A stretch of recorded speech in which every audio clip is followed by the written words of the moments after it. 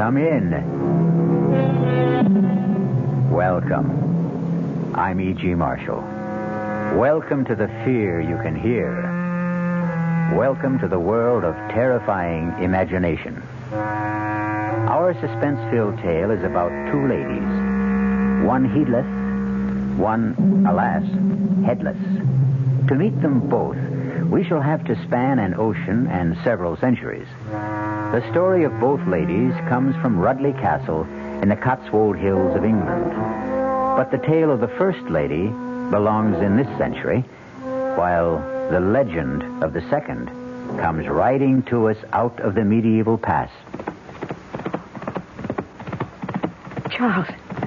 Charles! What? Charles, wake up! Can't you hear them?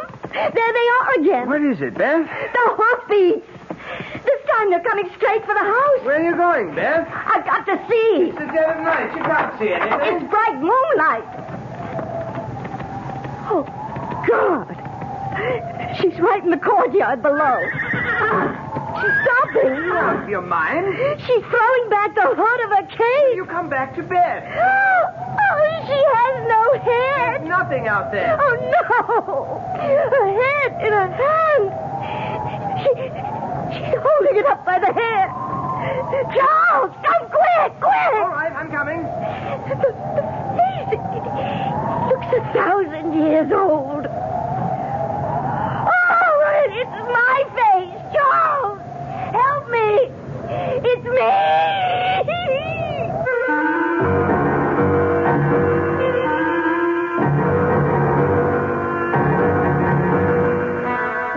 Our mystery drama, A Lady Never Loses Her Head, was written especially for the Mystery Theater by Ian Martin and stars Kim Hunter. It is sponsored in part by the Kellogg Company, makers of Kellogg's Special K cereal, and by new sugar-free Diet 7-Up. I'll be back shortly with Act One. The title of our tale is A Lady Never Loses Her Head. This has been an accepted dictum since the beginning of recorded history. But in the literal sense, in feudal times, a lady unfortunately could, and frequently did, lose her head. Thank heavens, of course, that is no longer possible. Or is it? Let's travel to London and start our narrative in the gloomy, gray atmosphere of Scotland Yard. Excuse me, Inspector. Yes, Crothers, what is it? Young lady outside to see you. Most attractive. Blue-eyed, blonde hair, about 24. American, about 5... Yes, I can do without the vital statistics. Does she have a name? Yes, sir. Beth Stanton, Miss. Beth Stanton. Stanton? My old friend Biff's daughter. Well, don't just stand there, man. Bring her in. Right this way, Miss Stanton. Thank you, Sergeant. My dear girl, you are Biff Stanton's daughter, of course. Of course. Oh, how nice to meet you. Come in. Dear me, this is a pleasure. Oh, do sit down. Oh, thank you, Inspector Finchley. Tell me, what are you doing in England? Well, first, before anything, following Dad's orders and coming to see you. Also, I brought you something from him. Really? I should have brought it earlier or sent it, but well, after he died, I was a mess. For so long, it had just been the two of us. It took me a year to paste myself back together again. I wish I could have helped. At the very least, I should have come over for the funeral. Oh, there was none. Dad wouldn't have wanted that. I can imagine. Anyway, he wanted you to have this. Oh, no, I can't. No, you have to. Biff Stanton's wings. Any idea what they mean to an old fogey who went through the Battle of Britain shoulder to shoulder with him? I can tell you something, my dear. These mean more to me than the crown jewels. You know, you're everything Dad said you'd be. Hello for real, Uncle Alfie. After that, what can I do to make England yours? Not a thing. It's already mine. Oh, how so? Well, it's mad, wild, out of sight. Here I was on the boat coming over, still fighting all the trauma of Dad's death, and suddenly I met this marvelous Englishman. Well... Only a little less marvelous than you turned out to be, of course. And just like that, I did a crazy thing. What was that? I married him. I'm not really Beth Stanton anymore. I'm Mrs. Charles Rudley. Well, dear me. Congratulations. I deserve them. I'm so lucky. Well, I'd like to meet your husband. What's he like? Too much. He's tall, black-haired, blue eyes, and just so Englishy English. Well, now, will you live here or in America? Oh, it has to be here because of Charles. Ah, what's his line of work? He doesn't have to work, actually, although he is a very fine artist. Well, I envy this chap in more ways than one. Why doesn't he have to work? Oh, well, because most of his time is spent in managing his estate. Ah. Which reminds me, I've got to run. I'm off to the ancestral home in the Cotswolds to take up my position as Lady of the Manor. Ah, Dorset, eh? Lovely country. Whereabouts? Chauncey Castle. I expect you know it. Well, I'm afraid I'm a bit shaky on Burke's peerage. Oh, Charles isn't an earl or a duke, really. It's just his family line. I don't even know what his title is exactly. Well, would you like me to find out? No, in this day and age, what does it matter? Now, Uncle Alfie, I must go. Charles went on ahead of me with his sister. Nora insisted she had to have a day to get things ready, and I told Charles I needed a full day to shop for a sort of late trousseau. So he drove her up with most of my bags. All right, my dear. I shan't keep you. Give me a few weeks to get settled, and I promise you'll be our first house guest. You only have to ask me. Bye-bye. Yes, sir. A very tasty young lady. And a hasty one. How's that, sir? Marion Haste repented. Beg pardon, Inspector? Oh, nothing. Too many years a policeman, I suppose. One tends to fall into the habit of looking for trouble. Still, she is the daughter of the best friend I ever had, and she must be a very rich young woman. I say, Crothers, rustle me a copy of Burke's Peerage, will you? Something I'd like to have a look at.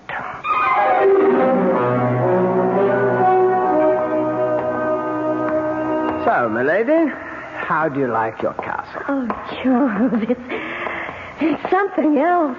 It's what? I mean it's too much. It's magnificent. It's breathtaking, thrilling. There just aren't enough words. But it's sort of creepy, too. Creepy? Well, you know, everything's so old and so big. Yes, and so very drafty. I'm glad we won't be living here. Well, we can if you want, my darling. Oh, no, please, no. I feel like an exhibit. It's so comfortable at the gatehouse. Yes, except for poor Nora. She is sort of underfoot. Oh, come on. It's not that small. And I'm not going to put Nora out of her own home. You're sure you don't mind, dear? Are all these paintings legitimate ancestors? Yes. Charles? What is it, Beth? Who's that? Ah, yes. I thought that one might pique your curiosity. That was the Lady Elizabeth Chauncey. Beyond question, the most attractive of all the family. Until now. But she looks just like me. A very pallid copy, my darling. Besides, she was very dark. Not like my fair and golden-haired American beauty. Well, still, gee, imagine all those years ago, someone in your family who... Oh, when did she die? Oh, somewhere in the middle 1500s. She died very young, as the story goes. How? Oh, accidentally. Darling, I think we ought to get back to the gatehouse. It's almost time for tea.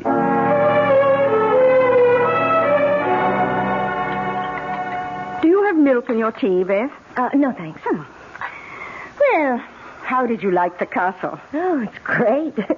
I mean, it's terribly impressive and fascinating And inexpressibly gloomy, damp, and musty. Well, I didn't say that. Oh, but it was what you were thinking. Oh, no, you're marvelous. Yes, I thought all of those things. I just hope Charles doesn't want to live there. Oh, heavens, dear, not a chance. You see all the rebuilding, refurbishing that's going on there? Yes, I did. That's why I thought maybe... Oh, not intended for private life, Beth. Strictly for the public. Beg pardon? Well, the only way of supporting these charming and historic white elephants is to open them to the public for a small fee, which mounts up. Oh, what a shame. Your own home. Poor Oh, Charles. he doesn't mind any more than I do. The place is much too big and full of cobwebs and ghosts. It gives me the shivers. Ghosts? You mean real ones that actually haunt? Well, if you want to believe in such things, the usual clanking of armor and dragging of chains. Except, of course, for the Lady Elizabeth. The one whose portrait I saw today? Oh, I'm not sure if I know you did. We've had a great many Elizabeths. Well, the very young one. The one who looked like me. Oh, that would be she. Yes, you do favor her. You know, Charles was so funny about her. I mean, he didn't seem to want to talk about how she died. Jolly right, I should think. Gruesome, silly story. Well, she was married to one of the first Earls of Chauncey. A man quite literally, believe it or not, old enough to be her grandparent. And so, quite naturally, she fell in love with one of the young bloods who traipsed around in the retinue. Oh, what was his name? Oh, heavens, dear, I haven't the foggiest. No one remembers him. At all events, sex being just as urgent in those days, if not quite so publicized, the two of them were caught cavorting in flagrante delicto, I think is the polite Latin phrase. And the elderly Earl was quite put out about it. So much so that he had the poor little thing beheaded. Oh. Violent times, you know, violent measures. Even that wasn't quite enough for him. What do you mean? What else could he do to her? Well, it gets a bit bloody, dear. Maybe we'd better just... No, I want to know. Well, I'm afraid he had the head impaled on a pike and left to wither on the battlements. The body, of course, was interred. Oh, my God. Oh, nasty types they were in those days. How old was she? Oh, see, I think I remember. Oh, yes, 24. Just my age. So young to die and be buried forever. Oh. Well, the legend is, of course, that she hasn't been. Our parlor legend. You mean she haunts? Oh, rather. She was quite a horsewoman, history tells us. And any night, but particularly when the moon is full, she rides the grounds, searching for her lost head. She's quite famous locally. I must admit, when the wind's from the west, I sometimes swear myself I can hear the hoofbeats.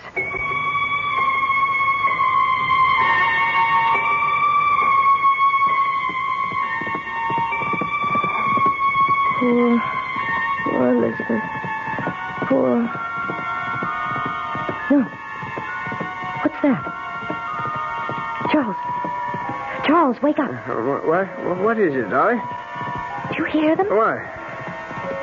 Somebody riding a horse. It's 2:30 in the morning. But can't you hear them? You don't suppose Elizabeth... Oh, that stupid legend. I'm really quite furious at Nora. No, don't be, please. I expect I'm the stupid one. It's all so new to me. I'll settle down. Let me assist in that process. Darling. I don't hear the hoofbeats anymore. You never did. Just the excited beating of your husband's heart. Oh, I love you. And I love you. You're so lovely. I can't wait to paint you. I'll sit for you. Do you know what I'd like to do tomorrow? What? Make a life mask of you. Oh, how do you do that? You'll see. Tomorrow. You'll see. Charles really has something more sinister than history lurking in the dark corners of Chauncey Castle. And what, if one examines it, is a life mask? A mold of the features, once done in plaster of Paris, today in modern plastic, a technique often employed to perpetuate someone departed from this life and originally named the death mask. I'll be back shortly with Act 2.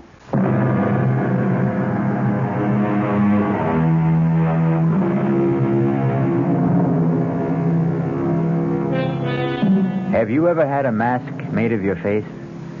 It's a quite terrifying experience.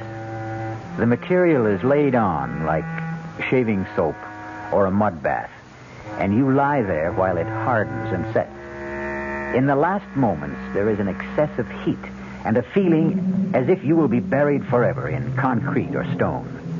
You can breathe, but the shut-in feeling, the claustrophobia, suggests you can't.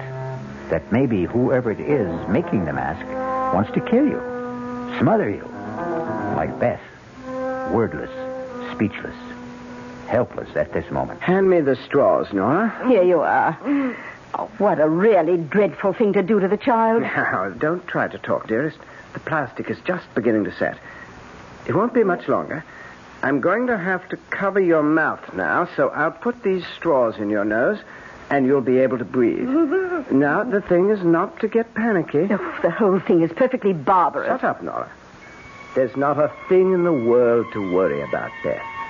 It just sort of draws, and there's a feeling that it's clamping down. But it's soon over. Trust me, darling. Please don't worry about a thing.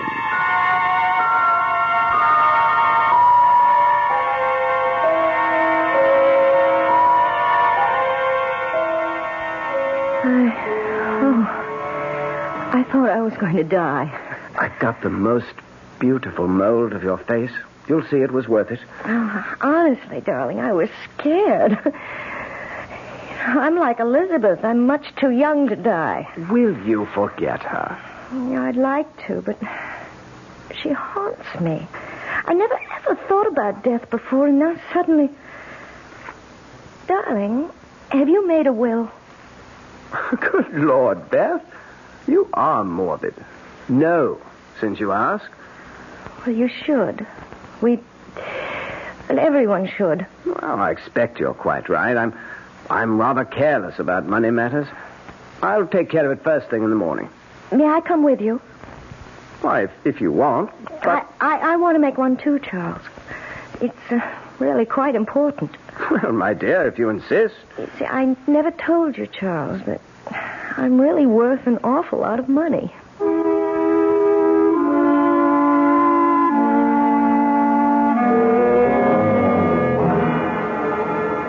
Crothers. Yes, Inspector. Remember that chap in Margate we had to look into because he kept getting rid of well-to-do wives at quite a clip? That'd be Humbert, sir. Yes. Tall, dark chap with a thick beard. Made a joke about Bluebeard. Oh, did I? Have we a photo of him handy? Well, I think I could dig one up. Why don't you? And by the by, next weekend's Halloween. I think I might leave crime to the small fry and take a busman's holiday. Oh, you deserve it, sir. Where away? Well, I might take a run up to the Cotswolds. Sort of a sentimental journey, you might say. Morning, Beth. Special today, kippers. Oh, no, thank you. Not for me. Oh, out of sorts, dear. I haven't... I didn't sleep so well. Just a little orange juice and coffee. Oh, absolutely. Well, anything wrong? Oh, no, not really. You know, I guess maybe I ought to look out for those toddies of yours. Why, Beth, nothing but a little scotch, sugar, and lemon. I didn't mean I suspected the ingredients. It's just that maybe I can't handle quite so much whiskey. Oh, there was only a nip in there. Child, you do look a little wan. Should we have Dr. Yule in to have a glance at you, do you think? Oh, I can't need a doctor. I'm always so healthy. Oh, change of clime and all that, dear, and damp old England. Flu is always floating around. Why don't we just play safe? What do you think, Doctor? Oh, well, nothing serious, of course, but a high-strung young lady, you know. Well, sensitive, naturally. But high-strung. Well, you know Americans, very suggestible. What is this notion she has about somebody on horseback without a head? I beg your pardon? Some legend about a girl who looked like her centuries ago. I haven't the foggiest idea. Yeah. Well, for the moment, there's no real concern. I've left a sedative to be filled at the pharmacist with your sister. Convenient thing she happens to be an RN.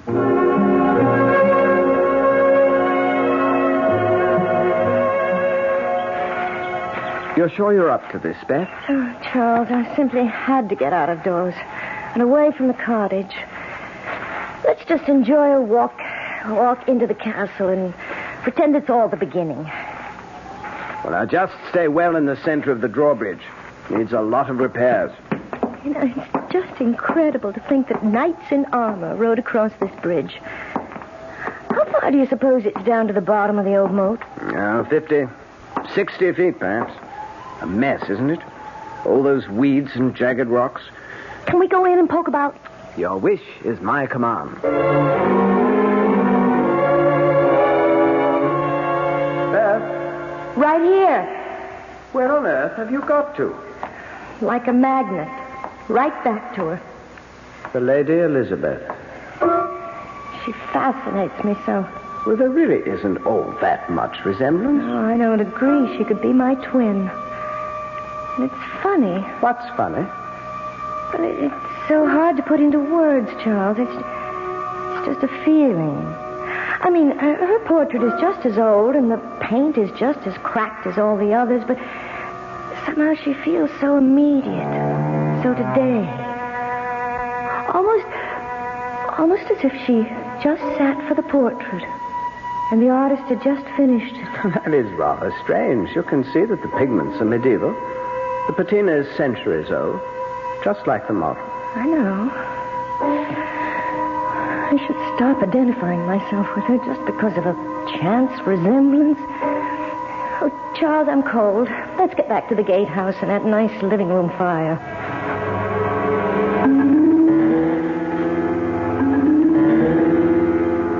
Oh, you do look a bit knocked about, Beth. Perhaps you ought to turn in a little early. I guess so. On top of everything else, I do think our damp weather does take a bit of getting used to. I have the kettle on the boil to whip you up a nice stout toddy. Oh, I don't want anything to drink. Oh, just a bit, love, to disguise the taste of old Dr. Yule's sedative.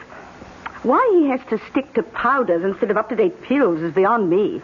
Oh, while you're brewing that toddy, I have some letters to finish. Letters? Oh, I've been very remiss. I have all sorts of friends and half-relations in America who don't even know I'm married. I've got to write them. Oh, of course. You go and get them finished. And I'll brew you up something nice to put you to sleep.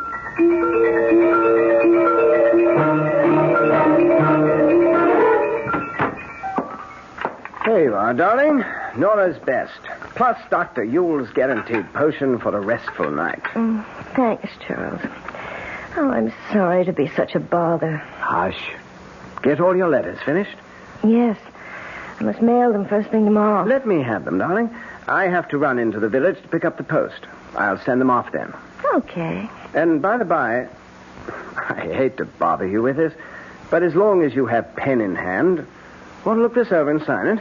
What is it? That last will and testament that you insisted on making. Technically, I suppose I should have John and Nellie witness your signing, but I'm sure they'll take the will for the deed, if you'll excuse a complicated pun. Sign it later. Oh, yes, let's get it out of the way. I have enough morbid thoughts as it is. What morbid thoughts? There. I hope to God it never has to be executed. Amen.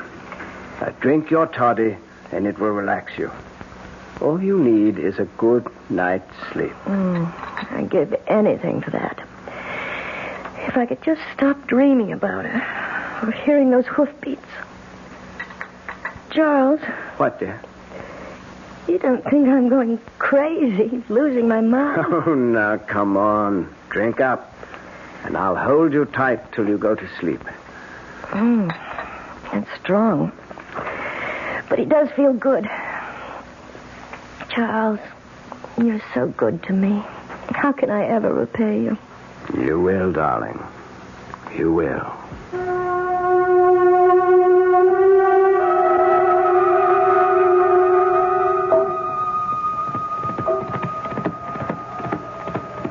Charles.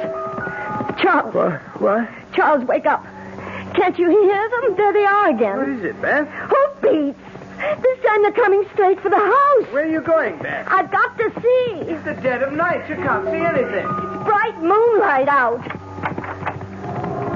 Oh, God. She's right in the courtyard below. Stop it, Beth. She's throwing back the hood of the case. Will you come back to bed? She has no head. There's nothing out there. Oh, no, her head in her hand. She's holding it up by the hair. Charles, come, quick, quick. All right, all right. He looks 1,000 years old. Oh, but it's my face. Charles, help me. It's me.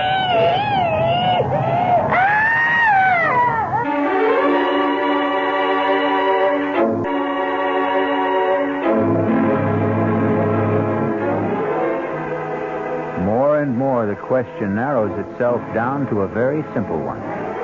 Which lady has lost her head completely? Elizabeth from the past, who will not stay at rest? Or Beth from the present, who seems bound to raise her from the grave? I'll be back with at least some of the answers when I return shortly with Act 3.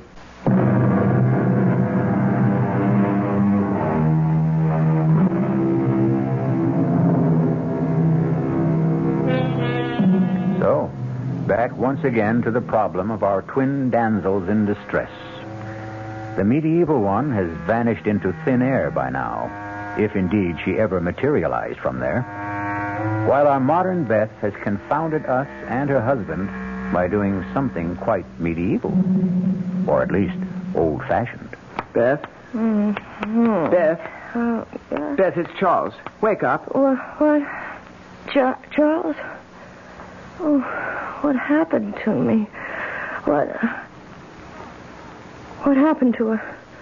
Charles. Now, darling, listen to me. There was nobody there. Oh, but I saw her sitting side saddle on the horse, and when she dropped the hood... Beth, it was a dream. She had no head at all, except in her hand. You've got to stop it, Beth. She was holding it by the hair, and the face was all wrinkled like a mummy. Beth, And it was my face, just like me.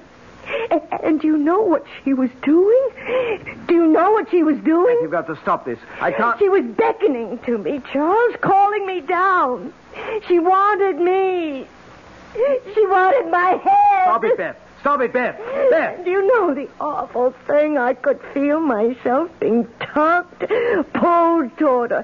If I hadn't fainted, Oh, God, Charles, what's the matter with me? What's wrong? What's that? Beth, get hold of yourself. It must be Nora.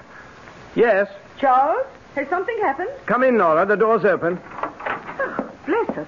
What's the matter with the child? She just had a bad dream. It wasn't a dream. The headless Elizabeth again? Yes, she thought she heard her ride into the court below the window. I did see her. Oh, let me take the child, Charles. No. Get a sedative powder. We've got to calm her I down. don't want any medicine. Just let us take care of you, Beth. We know what we're doing.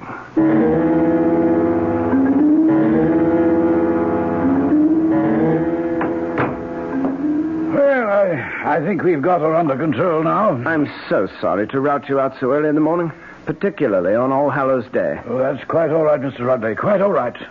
You'd never have gotten her calmed down without a shot from me. Oh, silly children and their Halloween pranks. I can't imagine how they got this far out of the village. Did you see this apparition that scared Mrs. Rudley so? Oh, good Lord, no. By the time I got to the window, the yard was bare. How the young'uns could have disappeared so far? Oh, I don't think this was any childish prank.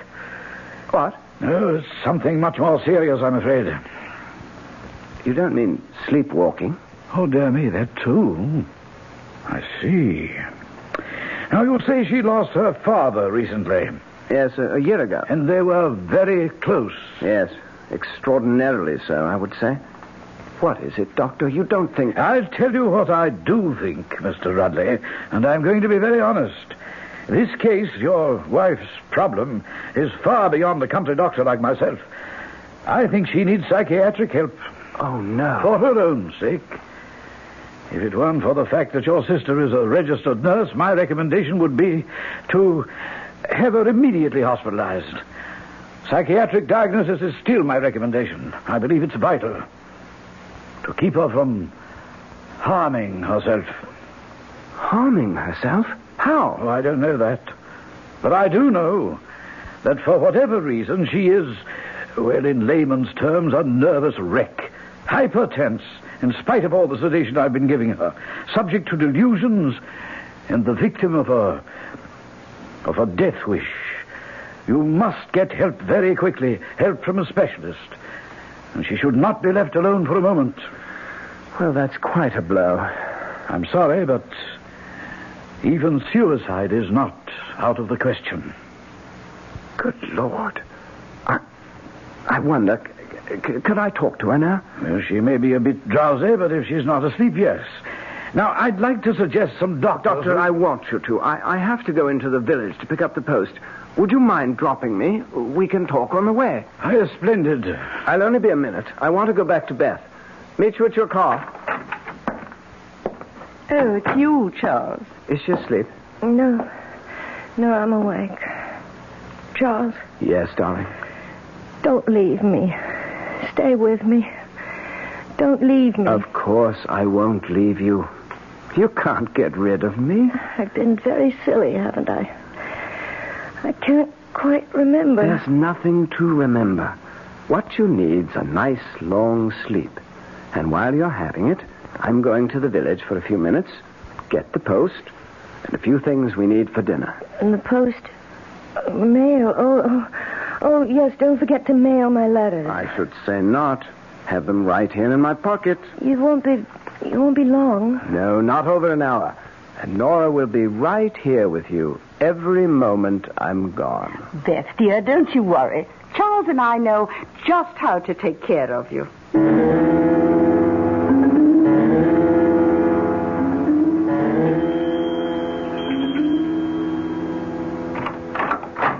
Yes? Oh, how do you do?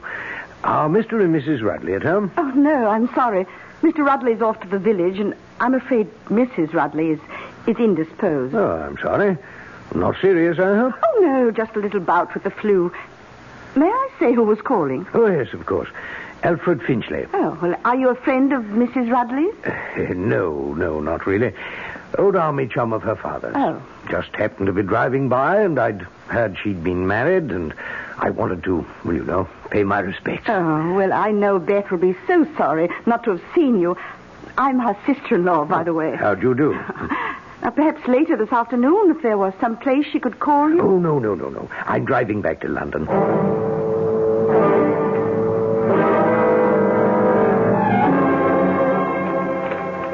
Well, that's the lot, Mr. Rudley. You owe me tuppence on the one overweight letter. There you are, Mr. Morgan. Anything to go out, sir? No letters this time. I thought I saw some in your pocket. No, these are not going to be posted. I'll take care of those myself. As you will, sir. It's just opening time. Want to step in the pub and have a nice warming beer? Not this time, Mr. Morgan. Got quite a long walk home. That'll be on my way if I hope to make it by lunch. Good morning. Good morning, sir. Hey, that's it. 11's. All open for business. Not one ruddy customer. Oh, afternoon, Governor. Just 10 minutes before 2, so if you want one, better step lively into the bar before closing time. Thank you, Barkeep. I think I will. Name is Margate, sir. Donald Margate, proprietor. And what'll it be? Well, I think I shall have a gin and, if you don't mind. Yep. Coming right up. Just passing through. Yes. Lovely country. Oh, we like it. Quite a bit of work going on at Chauncey Castle. There's the gin and, sir. Oh, thank you. Oh, yes. Going to be good for business. Oh, so? Going to open it to the public, the family is. Make a tourist attraction. Well, I thought it was because the present incumbent has got married. Present incumbent? Oh, you mean the doddery old Duke? Oh, no. I meant young Mr. Rudley. Oh, him? Why, Lord bless your soul, he's not family, sir. Oh, really? No, he's just renting. Lease is almost up, I think. Rudley, I think I once knew. What's he look like? You should have been here when I opened. You could have seen for yourself. Tall, dark chap he is.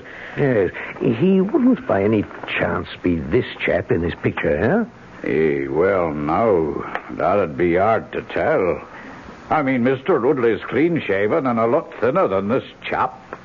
Still, take away the beard, cut off some of the hair. No, I just wouldn't know. Do you have a doctor in town? Oh, yes, sir. That'd be Dr. Udall. You'd find him right across the green, sir. Good timing, too, because I have to close. Timing couldn't be worse, Nora. She never mentioned she knew anyone in England. Oh, I don't think we have to worry. He was just a little wisp of a man, very inoffensive. You doctor her food at lunch. Get another of your special toddies into her before she goes to bed. We'll do it tonight. Well, it seems a bit soon. A lot faster than usual. But if you insist, darling, naturally we'll go ahead. Kiss me. Yes, sister, dear. Well, at least she is the last one. She has enough money to leave you. So I can stop sharing you with the pigeons. Inspector Finchley, Scotland Yard, Doctor. My credentials. Oh, dear me, a policeman, but why on earth? Could you answer my question? Well, of course. Yes, I've called on her several times in the last 10 days or so. What's the matter with her, Doctor? Well, that's rather difficult to say. She has delusions. Caused by what? Oh, now, Inspector, that would take a psychiatrist to explain. She couldn't be under the influence of drugs, could she? Why, does this man look at all familiar to you, Dr. Ewell? No, I can't say. Just a minute. Let me get my magnifying glass. Now, where did I... Oh, yes, here it is. Yes. Oh, yes, by George. Partly the facial structure, of course, but this is what did it. You see that old scar there bisecting the left eyebrow, more or less? Yes. Something a doctor would notice because it wasn't a very good job of suturing. Yes, I think I could swear. Shave off the mustache, the beard, and the sideburns. And by George, you'd have Charles Rudley. Or George Humbert.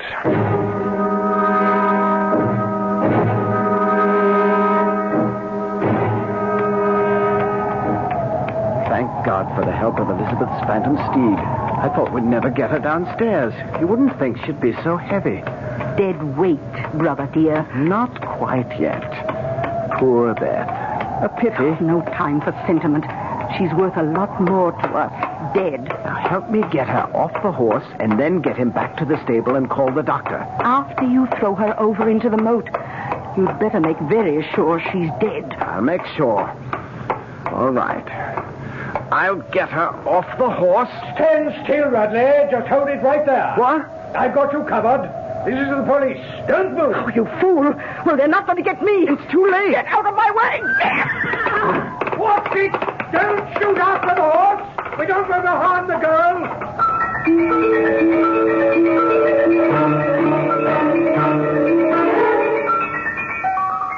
I just can't believe it, Uncle Alfie. Well, I can't blame you, my dear. Nasty chap you got mixed up with. 3 others before you he got away with. The same way? With variations. He got a little too fancy on this one.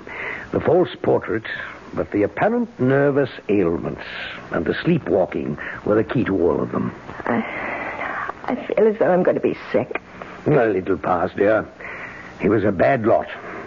Worth not one single tear.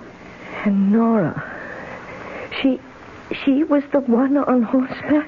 With the costume rigged to appear as if the wearer was headless, and a papier-mâché head made from your life mask. I think she's almost worse than him. And to think she got away scot-free. Not quite, my dear. We'll catch up with her. Now, you rest a while and don't worry. I'm right outside. As long as I'm around, you'll never have to worry again. Good night. Good night, Uncle Alfie.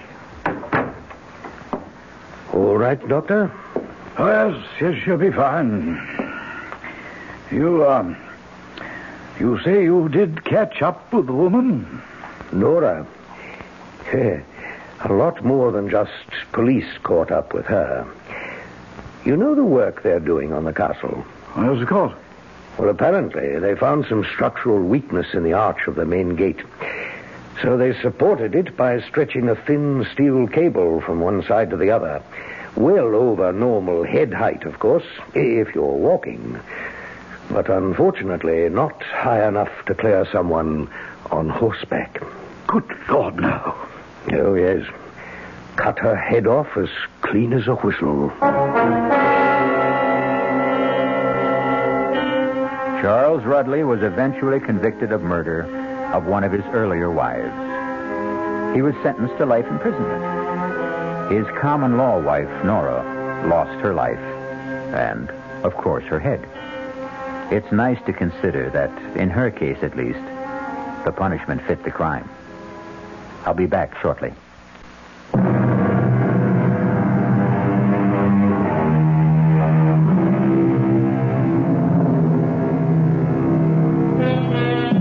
Uncle Alfie proved to be right about the resiliency of youth.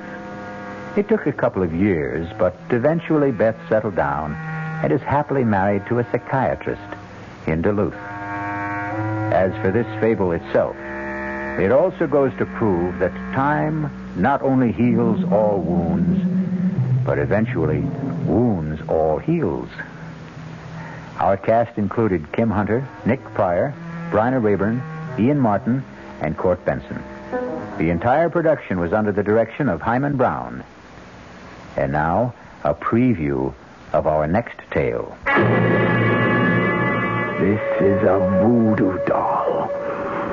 All of him is made with things that once belonged to Trujillo. Only one last thing I needed to make the spell work. The weapon. Now at last I have in my hand the instrument of destruction. I straighten out the circle, turn the head to the sky, and death the tail towards the ground, and strike! What have I done, Mr. Ramsey? You drove the bracelet like a knife straight through the doll's head.